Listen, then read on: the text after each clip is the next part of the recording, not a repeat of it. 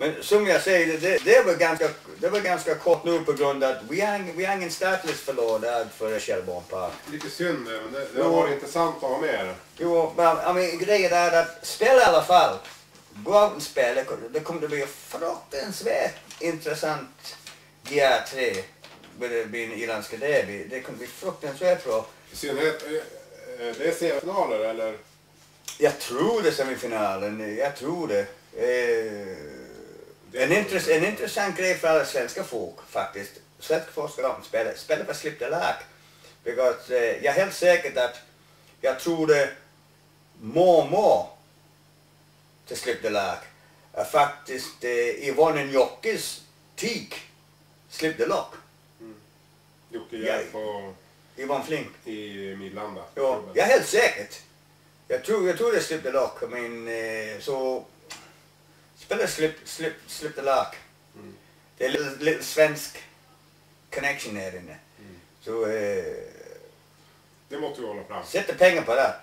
Och så en annan grej att kolla på är Pat Buckley.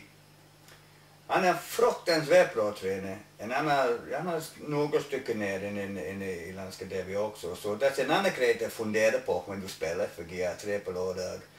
Spela för slipta lag. Verkar som svensk connection. Jag håller koll på Pat Buckley.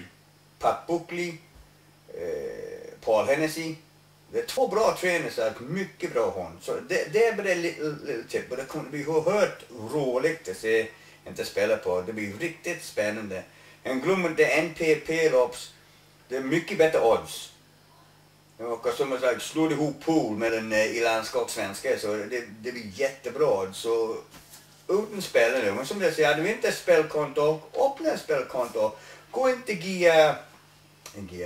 groundracing.se. En öppna spelkonto. Det behöver inte bli mycket. 100 kronor på månad efter det. Det behöver inte mycket. Gå och spela. Det är jätteroligt. Meningen är att man ska finna pengar, inte spela bort pengar. Nej, men du måste börja. Du måste börja med någonting. Absolut. Ja.